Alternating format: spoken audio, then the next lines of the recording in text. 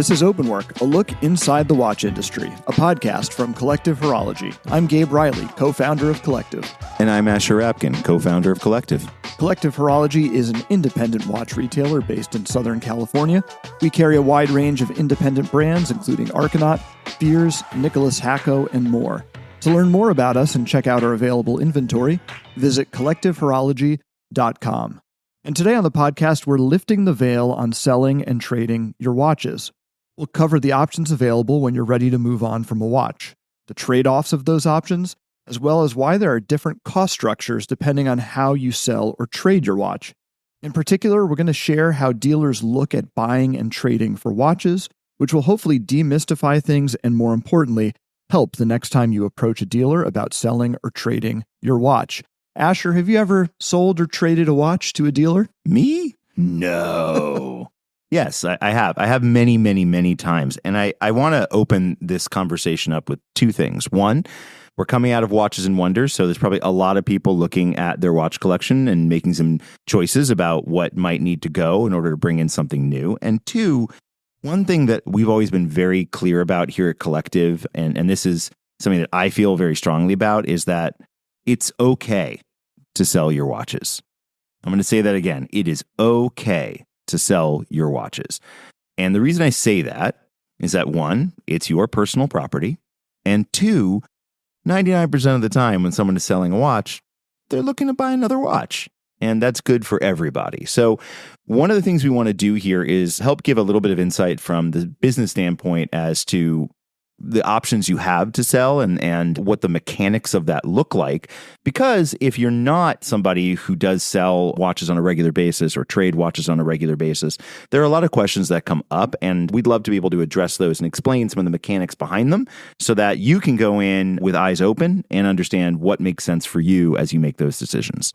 Yeah, that's interesting. You know, there are a lot of people who tell us, and this is shocking to me because, like you, before I was even a watch dealer, I sold and traded plenty of watches, and exactly, it was what allowed me to keep exploring in the hobby. But we've heard from a lot of, fellow collectors, we've heard from a lot of customers that they have never sold a watch, even if they're curious or thinking about it. Just the whole process of it just feels like it's too much. And look, there are plenty of options here. We'll discuss them. The other thing we've heard from people, which I think is more interesting, I mean, not that that's not interesting, but like more, I don't know, unsettling for us to hear, is there are people who feel guilty about coming back to us or another dealer and saying, hey, I have a watch I'd like to trade or sell to you or consign, or I'm just ready to move on from it. And a lot of times I've heard from people that they're worried about insulting us or making work for us, or particularly if it's a watch we've made as a collaboration, they feel like they're somehow, by moving on from the watch, they're being, bad customers or disrespectful or anything like that. And I just want to say that's not the case at all. We are happy to sell a watch twice. Just thinking about it from a purely practical and shark-brained mentality, if you want to sell a watch back to us, that means to some extent we get to make money off of it twice. And we'll talk about how that works. But please don't ever feel guilty about needing to move on from a watch. And I would also add, if you do buy from a brand that does make you feel guilty about selling a watch after you've paid them not insignificant sums of money, that's a really important input to have. Yeah, we've all been there. So I think what it might make sense to do is chat like broadly about kind of what the options are if it's time to move on from a watch. And I think the area we can give the most sort of helpful clarity on is the dealer perspective on this. So when people approach a dealer to sell or trade a watch, what's going through our mind, what we're thinking about, because every dealer approaches it differently, and I think that's good information to have. But I think broadly speaking, there's probably three ways you can think about selling a watch or moving on from it. The first is to sell it direct, so sell it yourself. And there are any number of options for doing that. You can sell it on the forums. You can sell it or trade it among friends and fellow collectors. You can go through eBay or Chrono24, but essentially you're managing the sale of it. The second would be to sell or trade with the dealer. And we'll talk a lot about that and what's going through, kind of on the other side of the table when we get approached about a sale or a trade. And then the final, and this is an area, Asher, I don't think we're going to spend too much time on, but is certainly an area I think for its own pod topic, would be selling through an auction house. Yeah. And I think that, just like I think we can give some helpful clarity on what's going on the dealer side when you approach us about selling or trading a watch, I think there's a lot of clarity that people want and need around auction houses and how they work, how the process works, all that sort of stuff. So we know plenty of people in that world. I think that's going to be its own podcast conversation. So maybe we'll keep that one to the side. But why don't we start with selling direct? And I think we can both speak from experience here because you and I have both sold plenty of watches either to fellow collectors, through WhatsApp groups, in person, face-to-face. We've traded watches with people. We've sold them on eBay. So I guess, what are from your perspective, when are you thinking about when you have a watch, like, okay, this is a watch or this is a circumstance where I'm going to sell it directly versus use another channel? And how do you like to do that? Sure. So let's look at the options that one has when they're selling direct, right? In an ideal scenario, you're selling a watch to a friend or to somebody that you know, and the relationship there is one that is fundamentally trusted.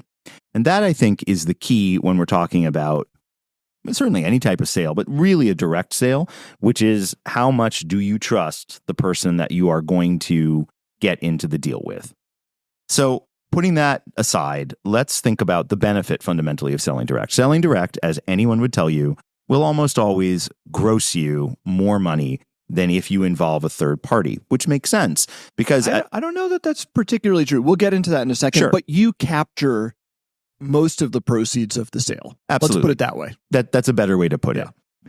And really, if you look at it, there's essentially two roads to walk down. There are self-service platforms, right? So that's what we see with Chrono24 or eBay, for example, or I suppose Bezel, some of these other upstarts in the space.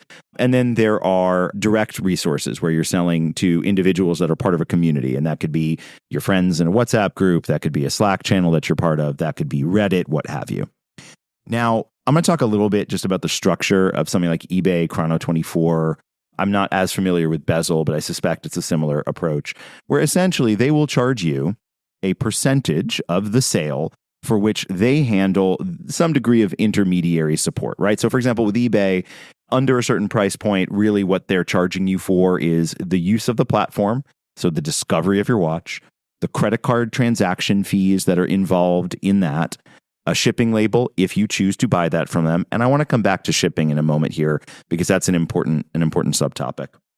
And then ultimately, some degree of measure of the trustworthiness of the person that you're buying or selling to through a rating system.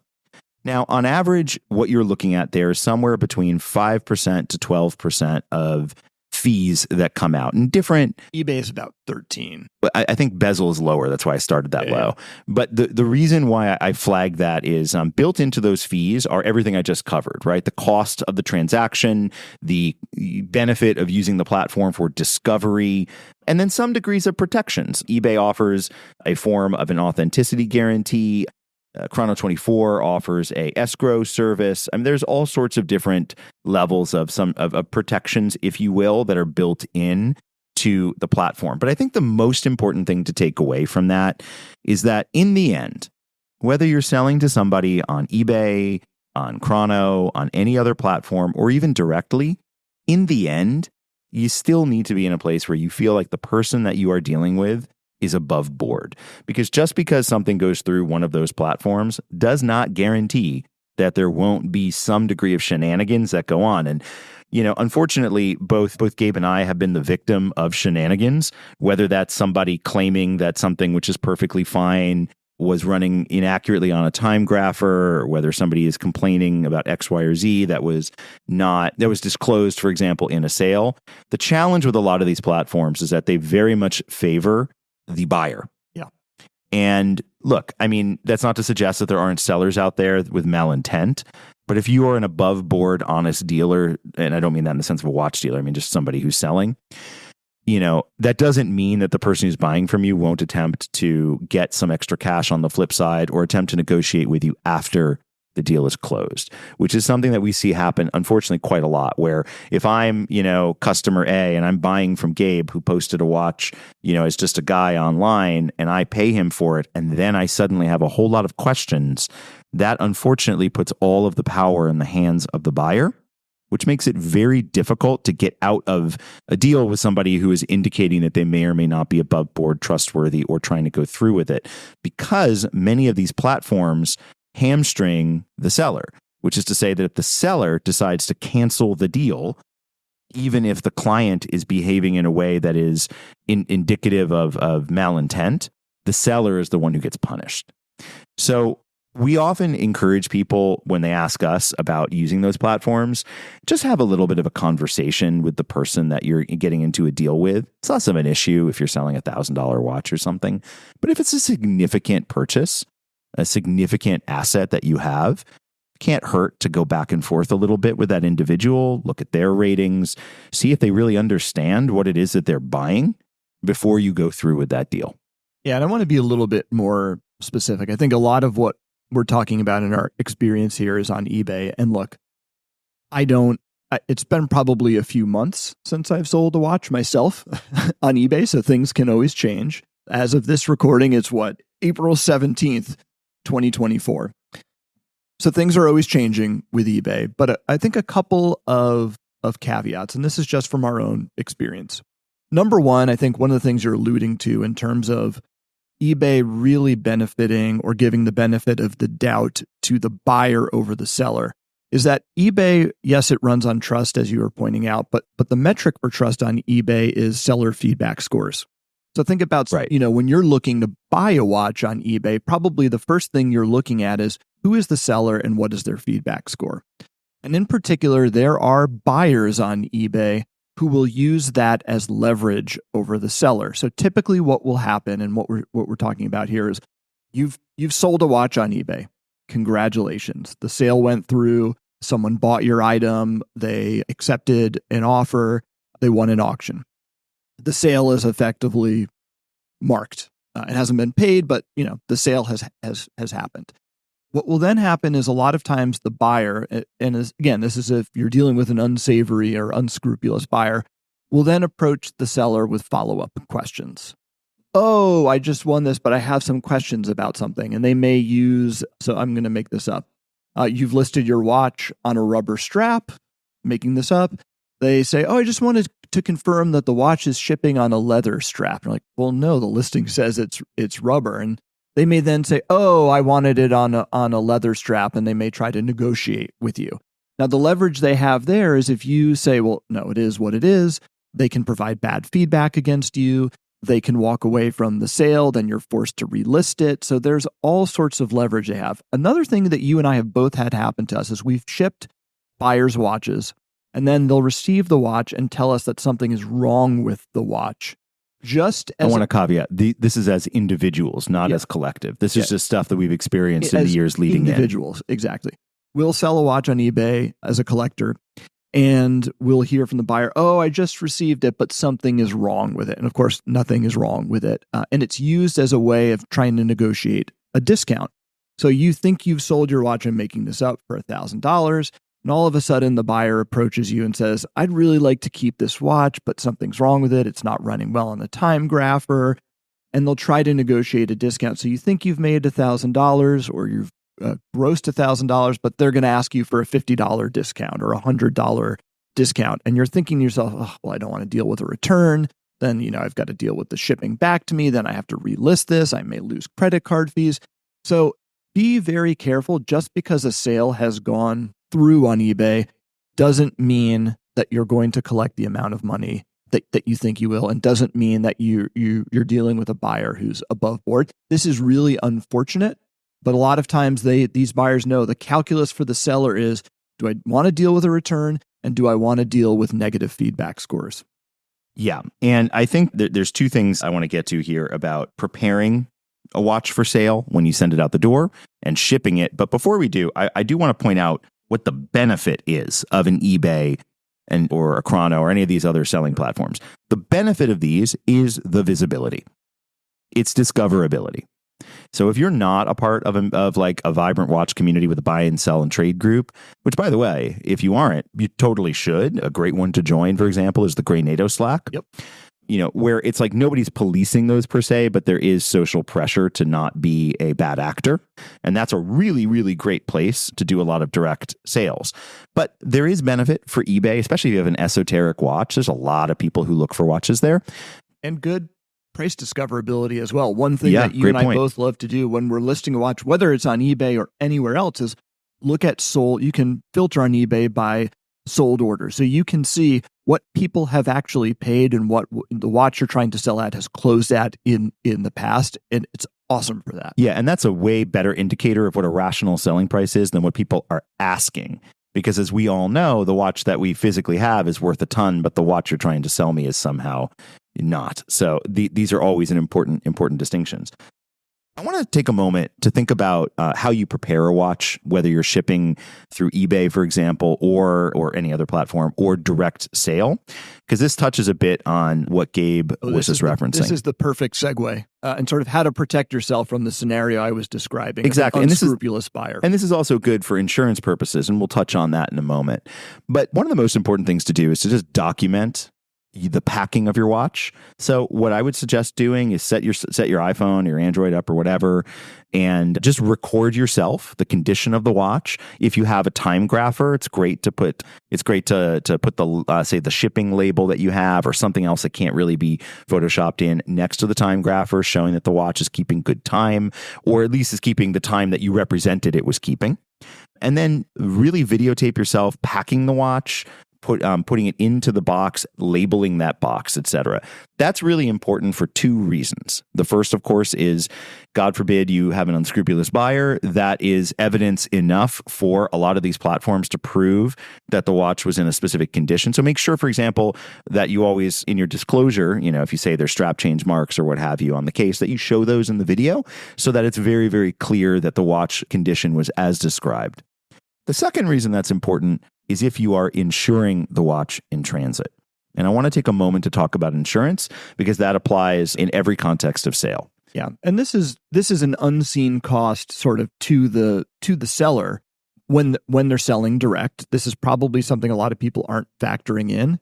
And even if they are, I know you're going to touch on this, like you need to make sure you're protected because you might think you're protected with insurance and you very well may not be. Yes. Now, before we do this, I'm going to add a quick disclosure, which is we are not giving financial advice here. We're simply talking about our experience here. So we're going to share personal experience here, but please don't take this as we're not advocating that you use any one insurance provider or another. We're just going to speak about what we've learned. And we're not making any guarantees or warranties about the terms that any insurer might provide you. Now, I feel like we've really arrived as a podcast. Have we done a good job there? We've given our first disclosure. Well, man, I thought like publishing the fifth podcast, would cement it and make it feel official. But man, nothing is like the first disclosure. This is for educational and informational purposes only. But please proceed. Thank you. Appreciate that. Okay.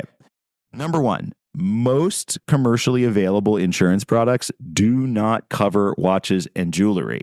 So when you go to Federal Express, for example, and they say, would you like us to insure this package? There are two reasons why you should not do that. Number one, doesn't matter anyway, because if the package goes lost, it's not covered under Federal Express's carriage. Number two, you never, ever, ever want to let the shipping agent know what is in the box. So when you go to your friendly FedEx or UPS or what have you, and they say, hi, what's in this box? The answer is mechanical equipment. The answer is a book. The answer is literally anything other than a fine Swiss watch. That also means I highly recommend that you package your watches at home and that you do not bring your watch to a UPS store, FedEx office, or what have you to have it packed. Not because I think most of those people are unscrupulous. They're not. Most of the people you meet in the world, like in any other situation, are honest and great people. But then there's that one chance that they aren't. And we have had watches go missing in the hundreds that we've shipped as a dealer. It happens. And often it happens when it's a package where somehow in one way or another, there was a disclosure about the contents of it. Sometimes it's just bad luck, but sometimes it happens. One clarification on that, whether you're buying shipping insurance directly through FedEx, UPS, or the USPS, I don't think any of them insure jewelry or watches. So there may be coverage that's available. And this can also be done, like, say, through the eBay interface. You can purchase your postage and shipping through the eBay interface, and you'd think, well, eBay knows that this is a watch. This was listed in the watch category on eBay, and they're offering me insurance in the flow to print a label. Doesn't matter. You won't be covered. Correct. So there are providers that are specific for this sort of thing. Many of them do require you to be a jeweler. Like there's a company called Parcel Pro, which is partially owned by UPS. Some of them do not. So there is an example of InForsure or IFS. They have been known to occasionally grant accounts to individuals. So that's important. The other thing I'll bring up is you may have a friend who owns a watch store or is a dealer and have asked them for a label in the past. That is also uninsurable. And the reason why is that the only insurance that a dealer can provide is on a sold order with a dedicated invoice from point A to point B. So if you say to them, I need a label for $50,000, if there's no associated invoice tied to an in-stock item, it's an invalid insurance claim. So you might think that it's covered, but it's not. So what do you do in this situation? It's a little bit of a pickle.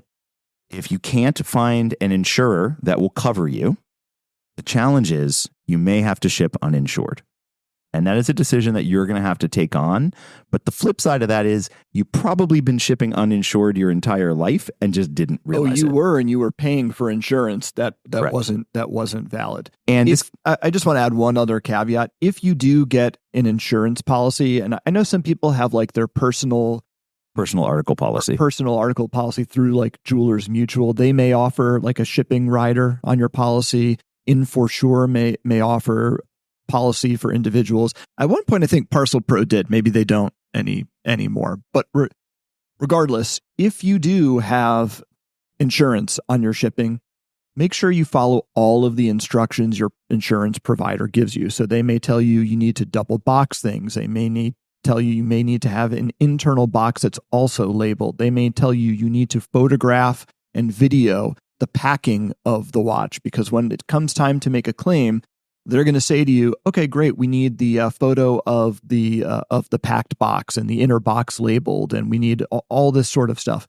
Document everything, not only for the purposes of dealing potentially with an unscrupulous buyer, but if you do have to make an insurance claim, the amount of documentation you'll need to provide is exhaustive. So just read all the terms of any policy you're given very carefully. And this goes back to my earlier point of film yourself packing the box. That it will get you so far if you need to prove what's going on. Because of course, as with so many insurance policies, what they're really insuring here isn't the box, it's you.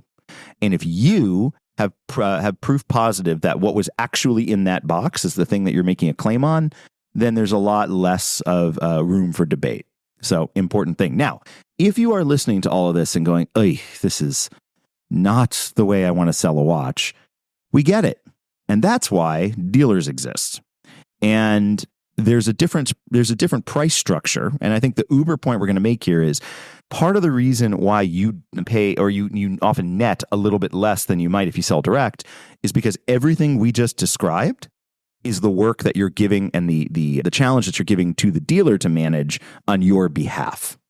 So let's talk a little bit about the different ways that you can deal with a dealer and then we're going to switch it a little bit and talk to you guys about how we as dealers think about things in terms of purchase, consignment, or trade so that you can have a good idea in your head when you approach us or anyone else about any of those things, how we're going to evaluate it so that we can all come out of it feeling really good about the transaction.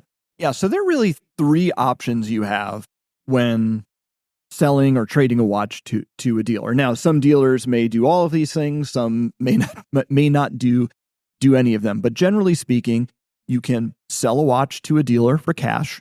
Talk about how that works and how a dealer thinks about that. You can trade a watch to a dealer toward another purchase. Or you can have a dealer consign your watch. Essentially, you send them the watch, they sell it, they have a fee on that, and then when the watch is sold, you get paid out on it. So let's start with selling your watch to a dealer. I think there's really two. With all of these things, there's trade-offs, but I think the trade-off you're balancing when you sell a watch to a dealer is, number one, it's probably the fastest way to liquidity on a watch. Assuming a dealer says, yeah, I'll take that watch, I'll give you cash for it. And assuming you want to accept that offer, you're going to have cash generally pretty quickly. Most dealers are going to, who do this, will pay you by wire. So this is a way to get liquidity. Now, there's a trade-off here, and that trade-off, of course, is, are you going to capture the most possible value for your watch? Before we even go there, I think there's one really important thing to know before you approach any dealer, which is dealers are businesses, and businesses operate on the principle of making money. So that means that they're going to buy something from you. They're buying it because they're going to sell it for more than they paid you for it, because that's how anything works, right? It's cost of goods sold against revenue. So what that means is, if there is a watch that has a market price of $20,000 and you want to sell your watch that has that market price, a dealer is going to pay you less than $20,000, whether it's consigned, whether it's purchased in cash, or we'll talk about trade in a second, but to a lesser degree in a trade, largely because they need to make money on that deal. So the number one thing I want to just kick out of pace here, and forgive me if this is something that you know as a seller, is if somebody believes a market value for a watch is present, that is not what a dealer is going to pay you for. That is what selling direct may help you accomplish. And that's what we said out earlier. That's what we said earlier when we said, you might be able to get more value out of a sale if you sell direct. It's because there's obviously no intermediary margin that's built in. So when a dealer thinks about buying something for cash, really they're going to think about a few things. One, and this is of course true about everything else, do they know you? Are you a trustworthy source? Is the watch that they're going to get from you in good condition? Is it real? All of those things. So you may get asked a number of questions. You may be asked for photos. You may get asked for serial numbers and things like that, which is totally normal. And in fact, I think is a very good sign, because it shows the due diligence of the dealer, who is making sure that what they're buying is in fact what is being represented to them. They will then decide what margin is reasonable for that watch. Now, I'm not going to get into percentages there, because that really does vary dramatically on different people's businesses. But I think what is important varies on the state of the market, because a dealer is going to be thinking about how long it's going to take them to sell or move a watch. And right now, that's obviously a factor of a watch. Some watches are easier or more difficult to sell, but it's also a factor of the selling environment. And right now, we're in a selling environment where it generally is taking dealers longer to sell watches than it did 1, 2, 3 years ago. And so they may offer you a relatively lower percentage share of that price, because they think they have to sit on it longer. And that has nothing to do with the watch. It's just the reality of the market. And to some extent, we're seeing a little bit of that going on. Yeah. Now. Another factor that may go into it is if they have a backstock of that reference, sure, as well as whether or not they have a buyer for that reference. So for example, if somebody came to me with a watch that I knew I could place very, very quickly, then I'm more likely to take a smaller margin on it, because it's essentially going to move through relatively fast. If it's a watch that I don't have a buyer for, or that the market is not as robust on, then a larger margin will be built in, not because I'm necessarily going to realize that margin in the end, but because I need to give myself some degree of padding to allow for the depreciation of it while it sits there. A way to think about this, and it pains me to say this, because we often talk about watches as pieces of art, and in this situation, we're talking about the market on it. So I want to be clear when I say the next thing I'm going to say, that it has to do, this is purely about transaction in this comment, and not a commentary on watch quality or anything to that effect. But there are definitely times where I might have to value a watch at a much lower price in cash, because I know it's going to take a long time to sell. And because I know it's going to take a long time to sell, I have to protect myself, because in essence, what's happening is a transfer of liability.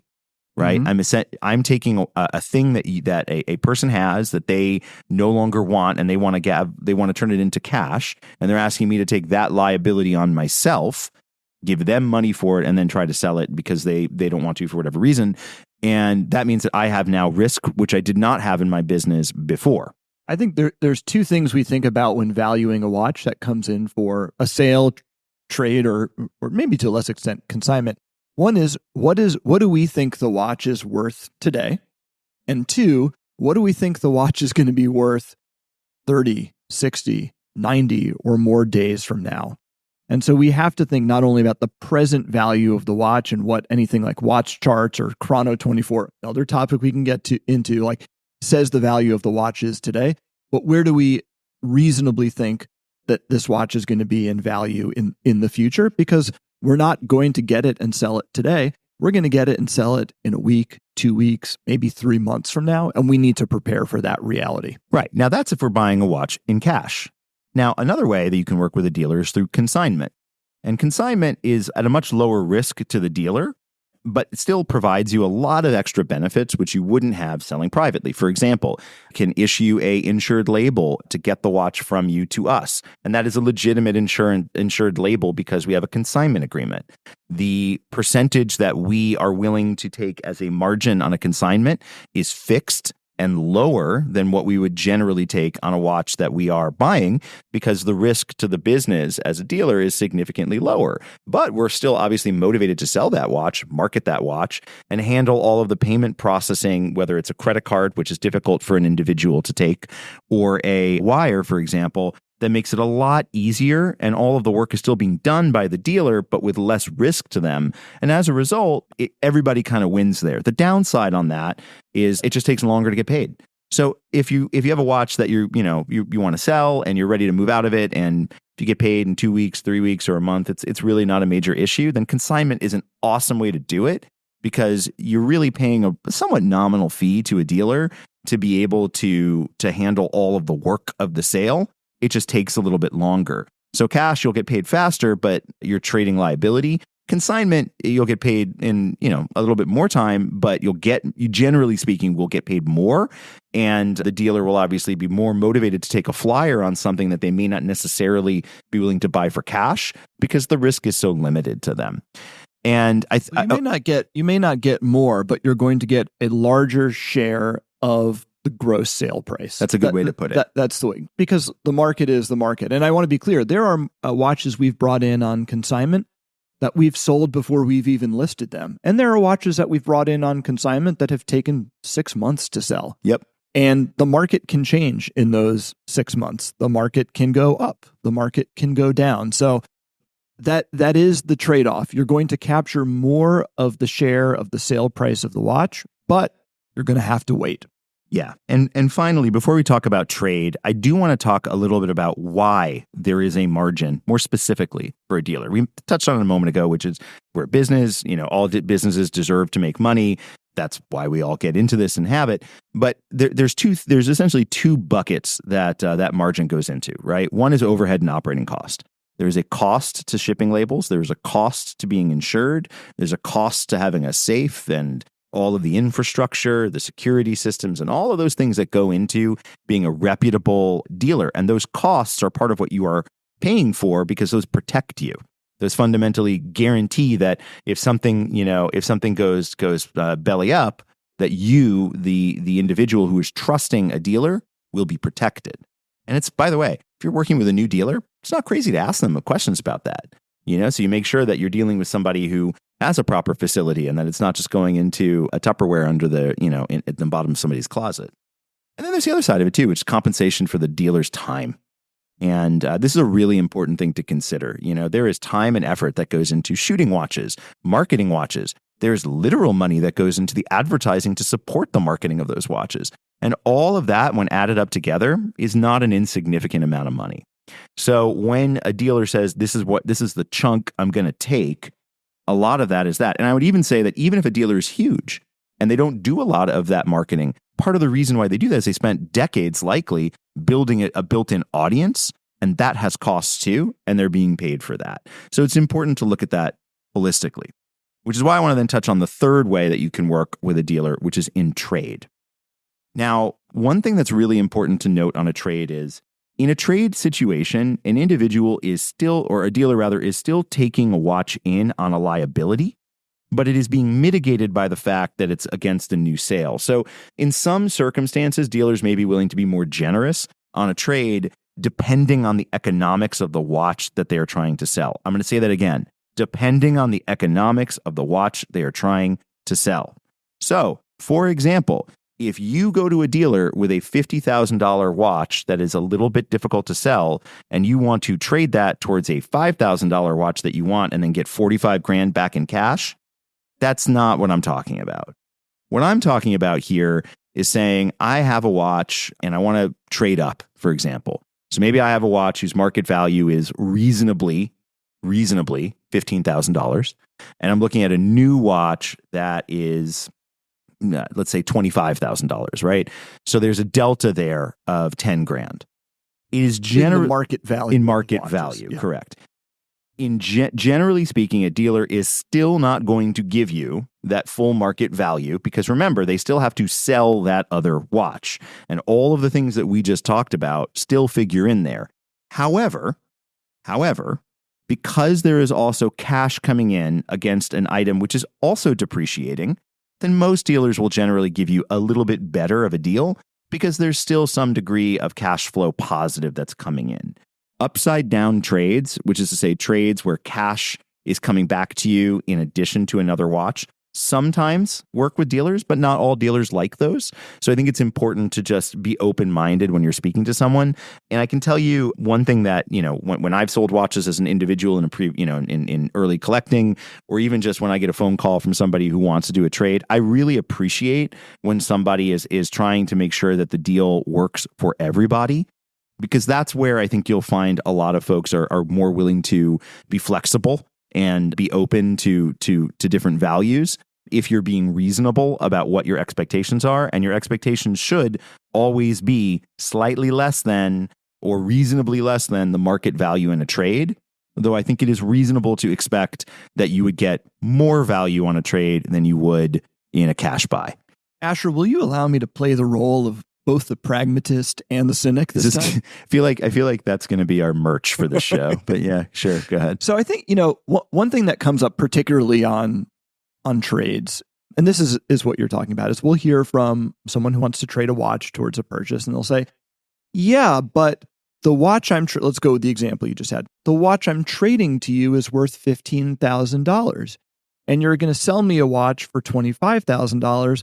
Why won't you just take the $10,000 in difference? The watch I'm giving you is worth $15,000. Why do you have to make money off of the watch that I'm trading towards? In other words, why won't you accept that full $15,000 of value? That is true. You are giving us an asset, right? A thing that is on the market worth $15,000 today. Maybe we could sell it for $15,000. But it goes back to a lot of the things we're talking about. And it depends on... Well, but hang on. We're not going to sell it for $15,000, right? Just allow me to continue. Let's say we do sell it for $15,000. I think there's two things that goes on. One, there are all the costs we just discussed, exactly. Right? So the first thing, there's multiple percentage points that go to credit card fees on that sale. Then there's all the overhead costs. There's our time. There's all that kind of stuff. But the other more shark-brained thought on this is, what if I can't sell this watch? What if I need to wholesale this watch? So let's say you bring me a watch and I decide I'm going to take it on a trade because it helps me turn new inventory and make a sale to you, and you're a good customer and I want to help you get into a watch, so I take the watch in. It may be a watch that I don't really have a particular audience for. Mm-hmm. I want to talk about that in a second. Like, every dealer has a different audience, and every dealer has different watches where there is kind of built-in trust and credibility in what they're selling. For sure. I also have to say to myself, not only what does it cost me to sell this watch, what is this watch worth today, and what could it be worth in 3 months? I also need to ask myself, if I need to turn around and wholesale this watch, in other words, sell it to another dealer, what are they going to give me in cash for the watch? Because, of course, they have all these other things that we're talking about. They need to make a living. They have expenses and things like that. So I think that's also part of the calculus, which is we're not necessarily going to sell ourselves every watch we take in on a trade. Some of them we may decide, you know what, there's a better dealer for this watch, and therefore we're going to need to wholesale this watch, and we need to think about what the wholesale price is that we'll get on the watch. Yep. So I want to tell a little bit of a story here about one of the easiest watches we've ever had to sell that we took in. I think it was on a trade. And one of the most difficult watches we ever have to sell that we took in on a trade. One of them is a Rolex, and one of them is an Urwerk. And you probably would guess that the easiest watch we ever had to sell that we took in on a trade was the Rolex, but it's not. It's actually the hardest watch that we've ever taken in on a trade to sell. And this goes back to the idea that every dealer has an audience, and every dealer has credibility in different ways and in different product categories. So for us, our business is really built on being a retailer of unusual independent watches. We've built credibility there. We have an audience there. People come to our site to look for that stuff. And we've sold plenty of new and pre-owned indie watches.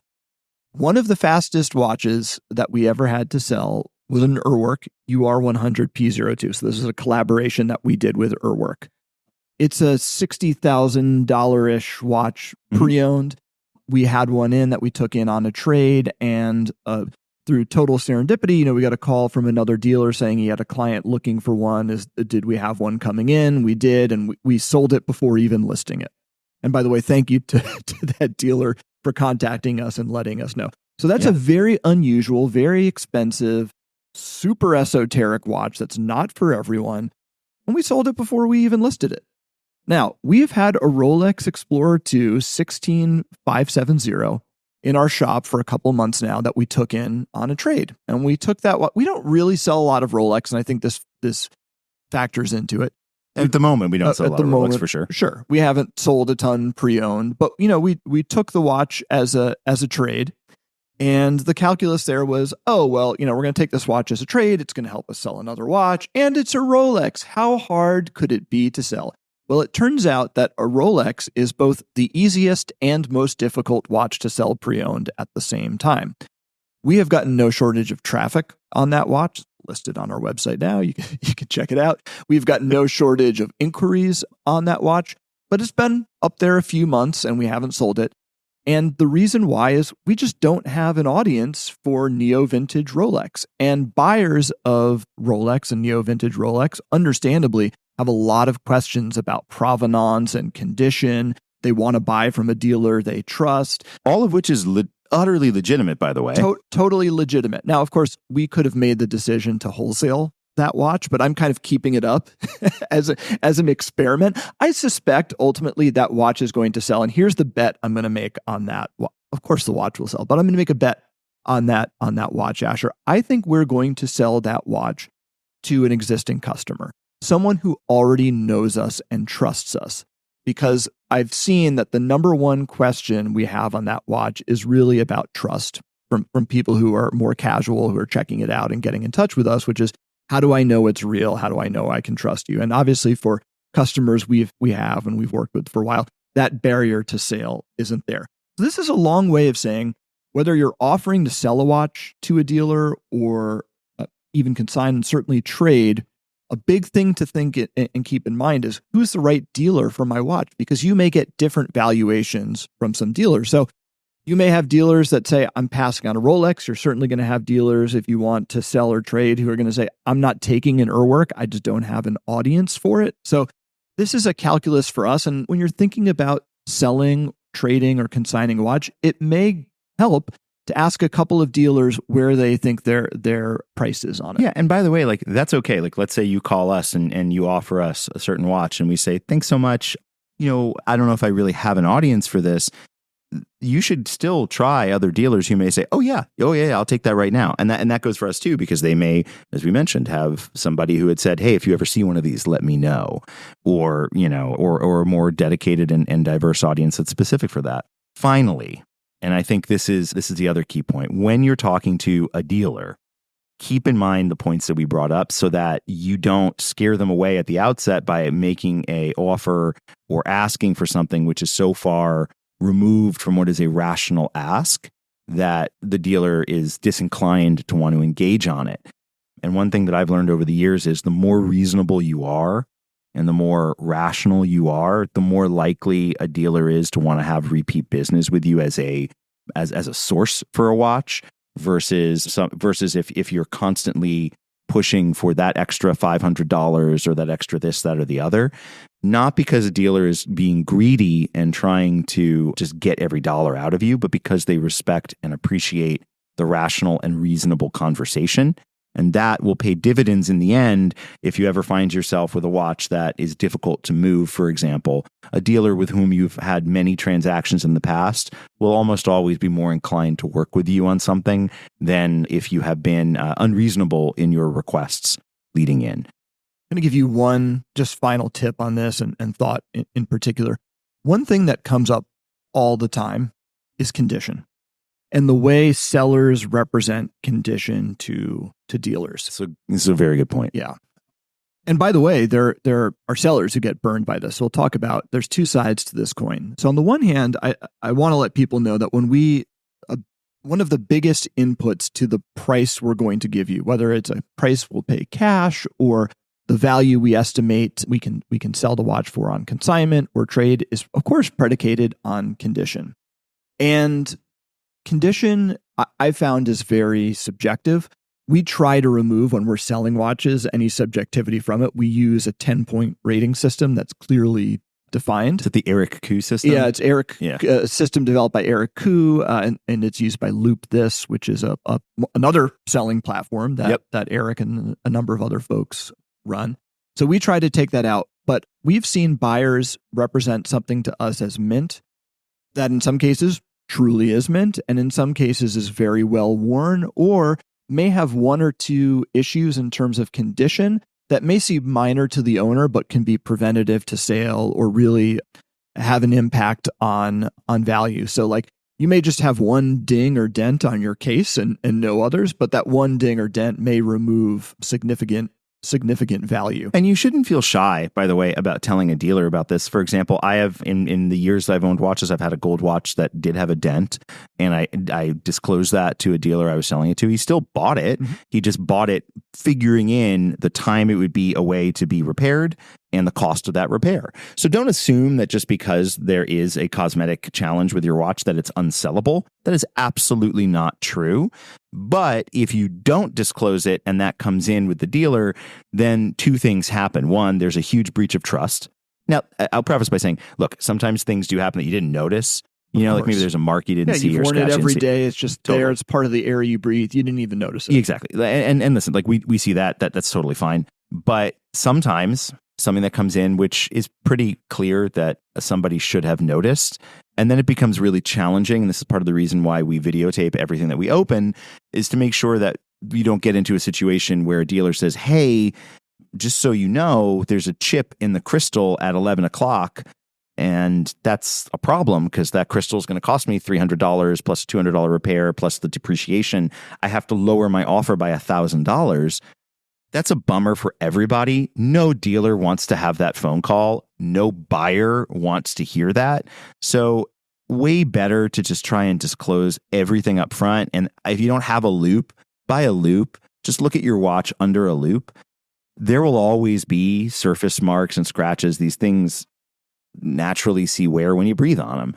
But the more honest you can be, like if you say, hey, there's swirlies all over the polished surfaces, and I get the watch and there's swirlies on the polished surfaces, cool, fine, no problem. If you say that the watch is stickered and new, and then I get the watch and there's swirlies all over the polished surfaces, it's not. So I think there's a couple things you can do here. One is take the best photos possible you can. You don't have to be a professional photographer, but if your photos are blurry or low resolution, all that sort of stuff, we're going to have to err on the side of being conservative. We might say, oh, what looks like some dust, that could actually be a scratch and we need to price accordingly. So the best photos you can do or provide would be great.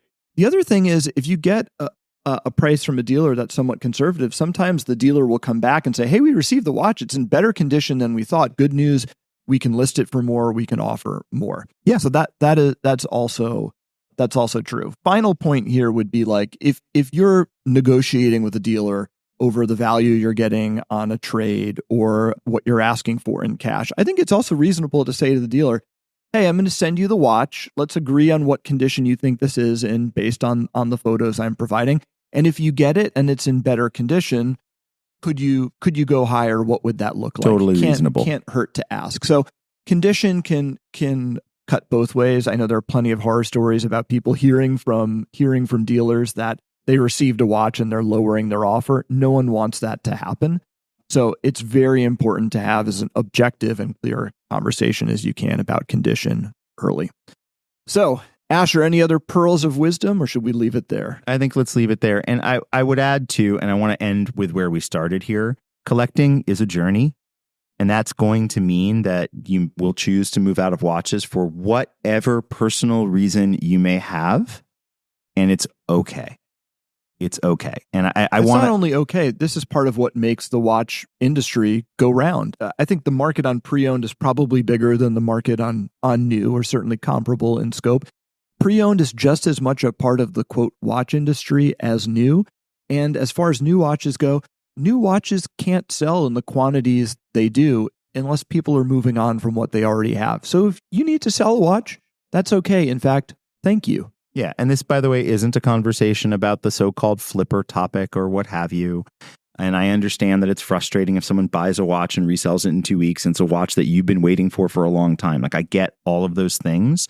But I really, really want to reiterate that there is a pervasive vibe sometimes in the watch industry that selling, like, constant acquisition is expected, but divestment is unacceptable. And that's just a challenge I think we as a community have the opportunity to work to adjust for all of the reasons we just described. So don't ever feel bad if you see something that you're excited about, if you want to put money into your kid's college fund or whatever, and sell a watch to do it. It's okay. Well, to the sellers, traders, and consigners, forever may you wave. Thanks for listening to Open Work. It's a podcast from Collective Horology. You can find us online at collectivehorology.com. And to get in touch with your questions, feedback, or comments, please email podcast@collectivehorology.com.